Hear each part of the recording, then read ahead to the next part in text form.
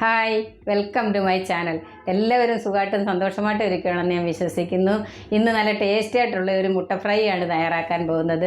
ഇത് ചപ്പാത്തി, പൊറോട്ട, അപ്പം, ദോശ, ചോറ് എല്ലാത്തിൻ്റെയും കൂടെ സൈഡ് ഡിഷായിട്ട് കഴിക്കാൻ പറ്റിയ നല്ല ടേസ്റ്റി ആയിട്ടുള്ള ഒരു മുട്ട ഫ്രൈ ആണ്. എല്ലാവരും ഒന്ന് തയ്യാറാക്കി നോക്കുക. ഇനി നമുക്ക് തയ്യാറാക്കുന്നത് എങ്ങനെയാണെന്നൊന്ന് കണ്ടു നോക്കാം. ഒരു പാൻ അടുപ്പിൽ വെച്ച് ഗ്യാസ് കത്തിച്ചിട്ടുണ്ട്. പാനിലേക്ക് 2 ടേബിൾ സ്പൂൺ എണ്ണ ഒഴിച്ചു കൊടുക്കുക. ഏതെങ്കിലും കുക്കിംഗ് ഓയിൽ എടുക്കുക. ഞാൻ വെളിച്ചെണ്ണയാണ് എടുത്തിരിക്കുന്നത്. എണ്ണ ചൂടായിട്ടുണ്ട്. അതിലേക്ക് 1/4 ടീസ്പൂൺ ചെറിയ ജീരകം ഇട്ട് കൊടുക്കുക. ജീരകം പൊട്ടിയിട്ടുണ്ട്. അതിലേക്ക് നമുക്ക് 2 മീഡിയം സൈസ് സവാള നീളത്തിൽ കട്ട് ചെയ്തത് ചേർത്ത് കൊടുക്കുക.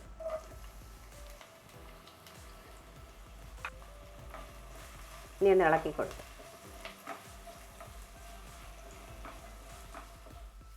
1 ടേബിൾ സ്പൂൺ ഇഞ്ചി വെളുത്തുള്ളി ചതച്ചത് ക്രഷ് ചെയ്തെടുത്ത് ഇട്ട് കൊടുക്കുക.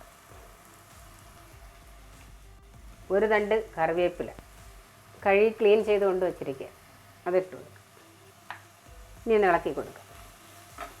ഒന്ന് ലൈറ്റ് ബ്രൗൺ നിറം ആവുന്നവരെ ഒന്ന് വഴറ്റി കൊടുക്കണം.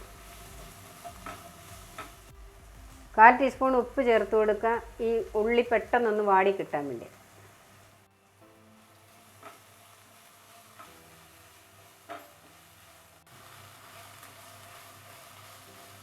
നല്ലപോലെ ഒന്ന് ഇളക്കി നല്ലപോലെ ഒന്ന് വഴറ്റിയെടുക്കണം.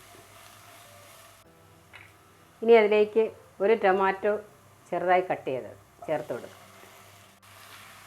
ടൊമാറ്റോ ഒന്ന് സോഫ്റ്റ് ആവുന്നവരെ ഒന്ന് ഇളക്കി കൊടുക്കണം. ടൊമാറ്റോ ഒക്കെ ഒന്ന് സോഫ്റ്റ് ആയിട്ടുണ്ട്.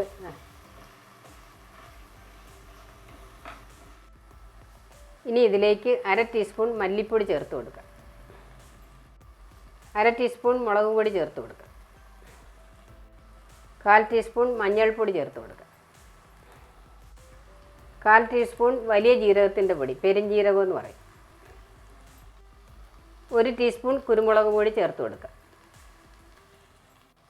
ഉപ്പ് ടേസ്റ്റ് അനുസരിച്ച് ചേർക്കുക. ഞാൻ 1/2 ടീസ്പൂൺ ഉപ്പ് കൂടി ചേർത്ത് കൊടുക്കുകയാണ്. ഉള്ളി വഴറ്റിയപ്പോൾ 1/4 ടീസ്പൂൺ ഇട്ടായിരുന്നു.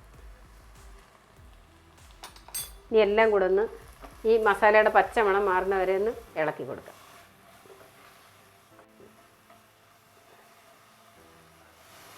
മസാലയുടെ പച്ചമണമൊക്കെ മാറിയിട്ടുണ്ട്. അതിലേക്കൊരു 1/4 കപ്പ് വെള്ളം ഒഴിച്ചു കൊടുക്കുക. ഇനി ഒന്ന് ഇളക്കി കൊടുക്കുക. ലോ ഫ്ലെയിമിൽ 3 മിനിറ്റ് ഇതൊന്ന് തിളപ്പിച്ചെടുക്കാം. വെള്ളമൊക്കെ വറ്റിയിട്ടുണ്ട്. ഇനി നമുക്കൊന്ന് ഇളക്കി കൊടുക്കാം. ഇനി നമുക്ക് 4 മുട്ട ഇതിലേക്ക് ഒഴിച്ചു കൊടുക്കാം.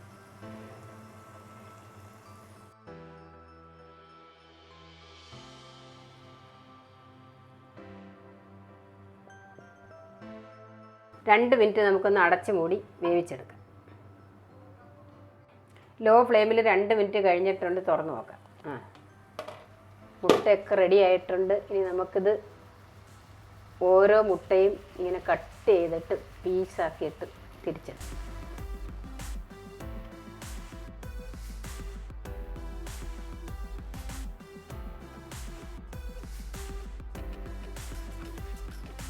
ഇനി നമുക്ക് കുറച്ച് മല്ലിയില ഇതിലേക്ക് തൂവി കൊടുക്കാം.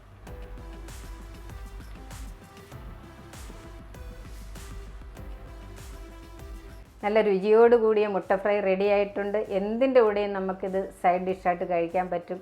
നല്ല ടേസ്റ്റിയാണ്. എല്ലാവരും ഇതൊന്ന് തയ്യാറാക്കി നോക്കുക. വീഡിയോ കണ്ട് ഇഷ്ടപ്പെടുവാണെങ്കിൽ എല്ലാവരും ഒന്ന് ലൈക്ക് ചെയ്യാനും കമൻറ്റ് ചെയ്യാനും ഷെയർ ചെയ്യാനും സബ്സ്ക്രൈബ് ചെയ്യാനും ഒന്നും മറക്കല്ലേ.